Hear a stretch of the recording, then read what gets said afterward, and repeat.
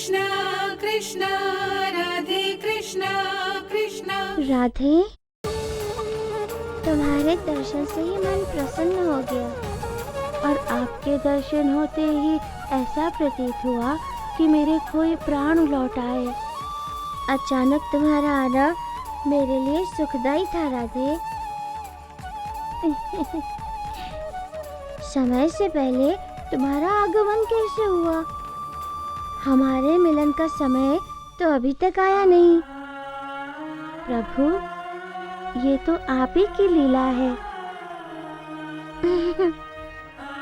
आपने मुरली बजाई और मुरली के स्वर मुझे खींचकर आपके पास ले आए। पिताजी ने अकस्मात ही गोकुल आने का निश्चय कर लिया। हो सकता है उसके पीछे भी आपकी प्रेरणा हो।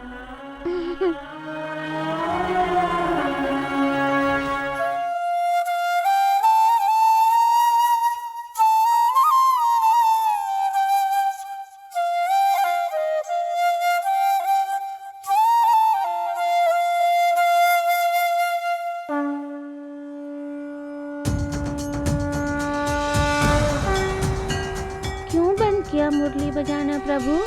बजाइए ना।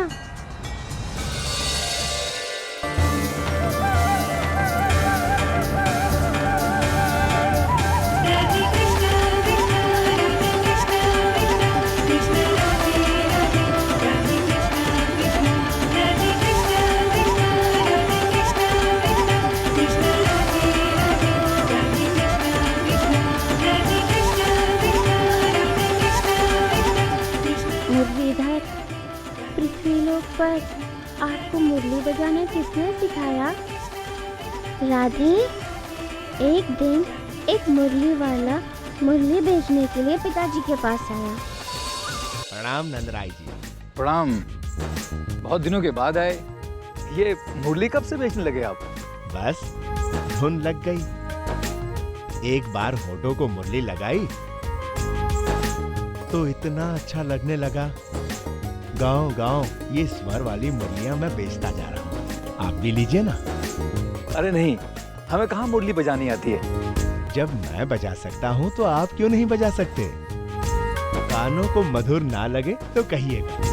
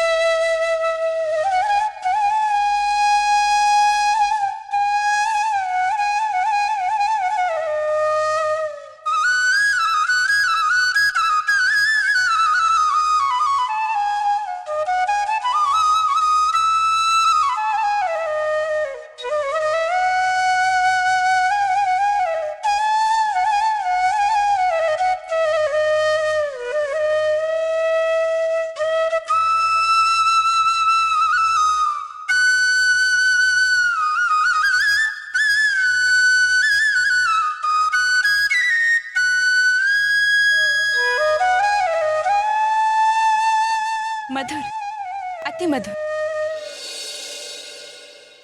आपकी मुरली की धुन सुनकर ऐसा लगा जैसे हम पर फूलों की शीतल वर्षा हो रही हो। प्रणाम। माँ, मैं ये तुम मुरली बजाओगे? हाँ, बजाऊंगा।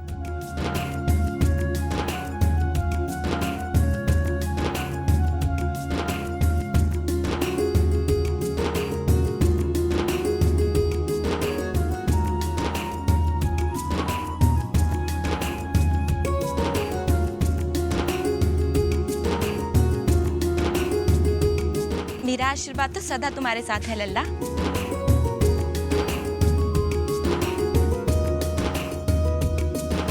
ये सब तुमने कहाँ से सीखा लल्ला? देवी सरस्वती, कृपया आप मेरी बांसुरी में संगीत के मधुर स्वर भर दीजिए। तथास्तु।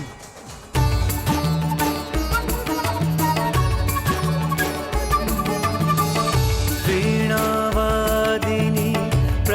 भई वीणा साजे हाथ, सरगम बन कर बंसी में बैठ गई स्वयं आज, बैठ गई स्वयं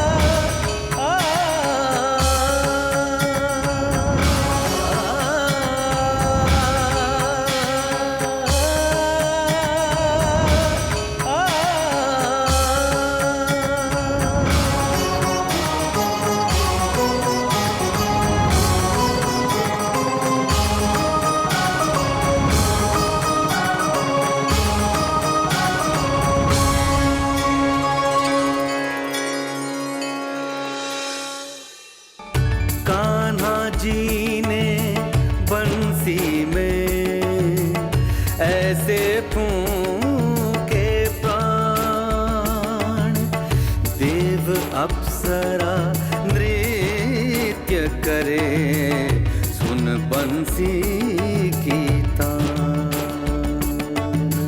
मधुर मधुर धुन बंसी की सबको इतना नंद के घर की ओर चली, गाय गोपियाँ आई, गाय गोपियाँ आई।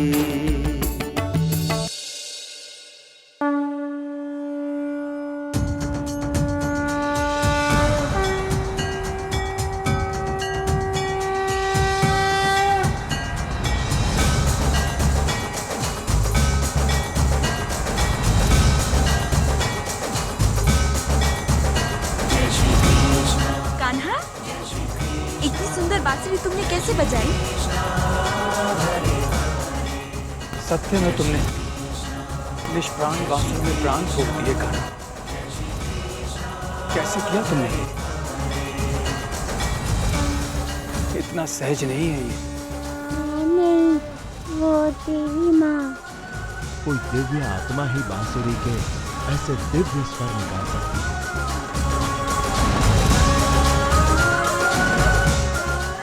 नंदराय जी, आपका ये बेटा मुरलीधर है। ये मुरलीधर नाम से ही पहचाना जाएगा।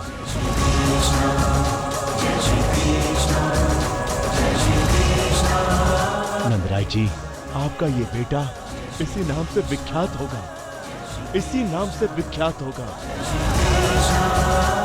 मुरलीधर, मुरलीधर होगा।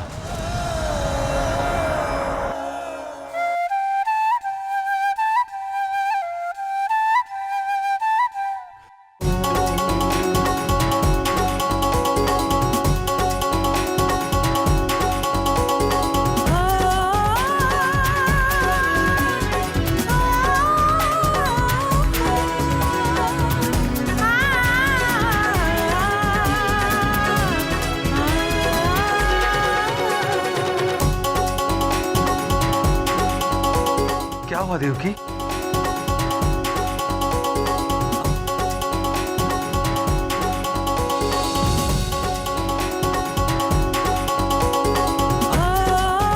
सुन रहे हैं आप? शोर मचा रहे हैं, ढोलक बज रहे हैं। लगता है उत्सव मना रहे हैं।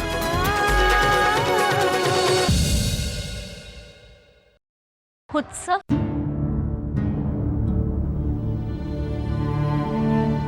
कौन सा उत्सव मनाया जा रहा होगा?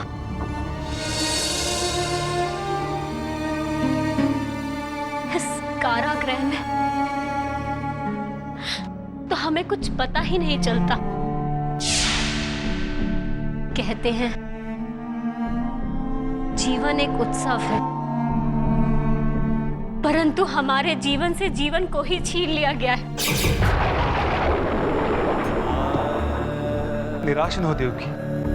अब तो हमारे जीवन में कोई भी उत्सव नहीं होगा।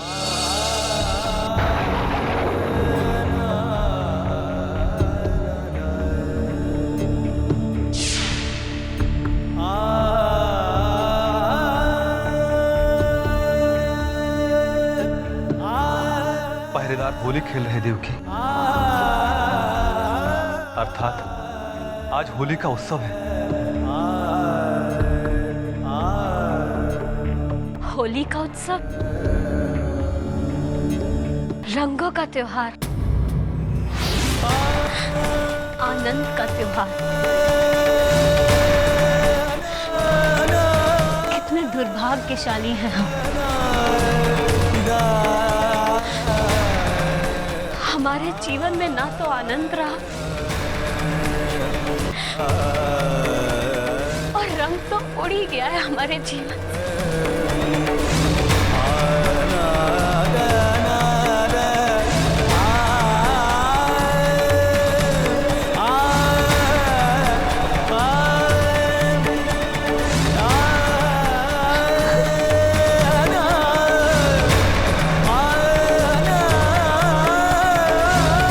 नहीं देवकी, नहीं हमारे जीवन से रंग उड़ा है, ना ही आनंद नष्ट हुआ है, क्योंकि हमें रंग बिरंगे आनंद देने के लिए हमारा बेटा जीवित है, कृष्ण।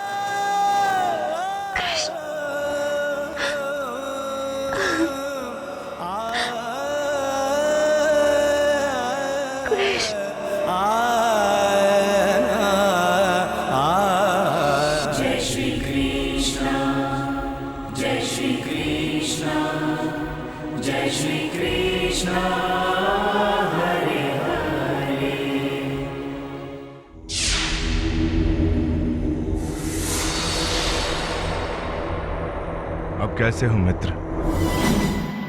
अब मैं बिल्कुल ठीक हूं। मुझे क्या हुआ था? मित्र, तुम्हारे जैसा बलशाली यकायक मूर्छित कैसे हो गया?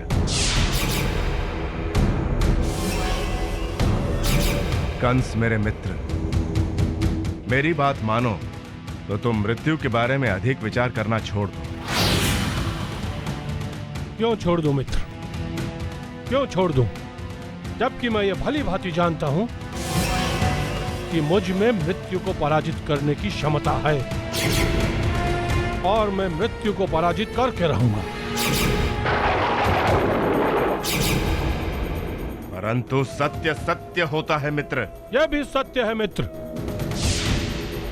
कि मैं बलशाली हूं, पराक्रमी हूं, और यह भी सत्य है मित्र कि मेरा सामना करने से यमराज भी भयभीत रहता है। फिर वही यमराज और मृत्यु की बातें। मैं तुम्हें बार बार मृत्यु के बारे में भूलने को कहता हूं और तुम। और मुझे बार बार वही आकाशवाणी सुनाई देती है मित्र। उसी का स्वर मेरे कानों में गूंजता रहता है। देवकी की 8वीं संतान तेरी मृत्यु का कारण बनेगी कंस। और अब तक मुझे देवकी की 8वीं संतान के विषय में कोई भी ज्ञान नहीं है। केवल संदेह है कि कृष्ण ही देवकी की 8वीं संतान है। और वही संदेह मुझे खाए जा रही है मित्र, वही संदेह मुझे खाए जा रही है। मैंने बहुत बड़ी भूल की थी। मुझे उसी समय देवकी का वध कर देना चाहिए था।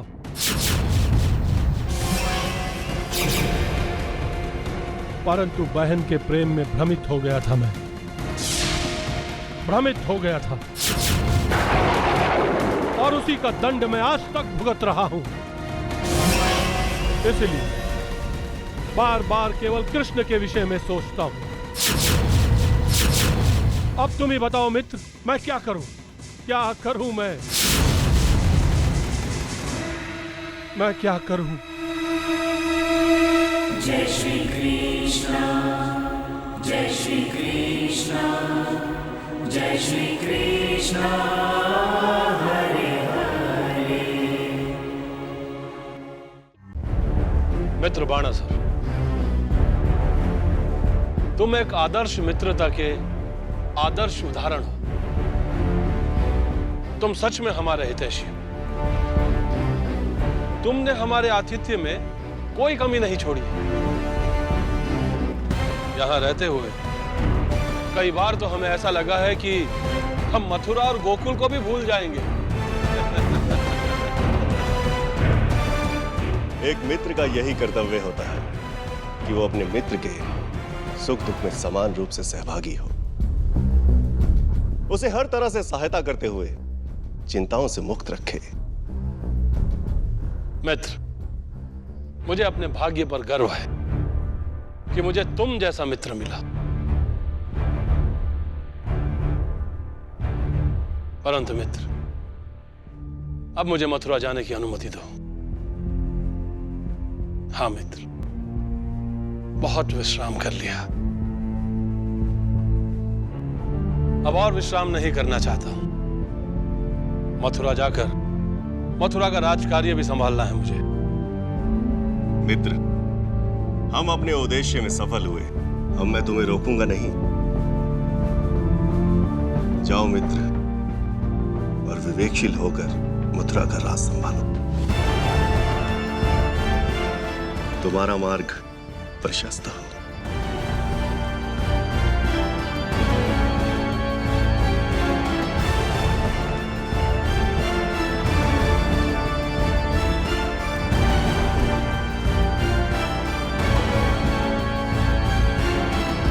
धन्यवाद मित्र।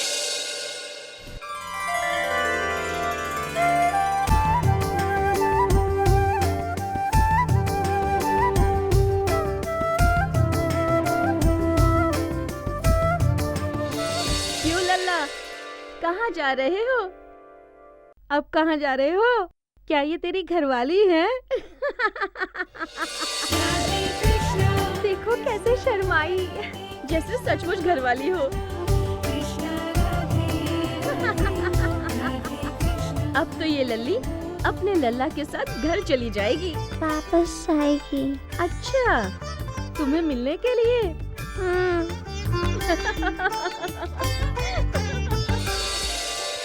राधे कृष्णा कृष्णा, राधे कृष्णा कृष्णा। क्यों रे, तुम्हें भय नहीं लगता?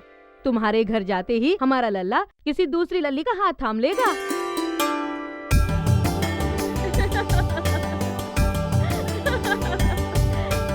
दोनों को देखकर ऐसा लगता है कि दोनों एक दूसरे के लिए ही बने हैं।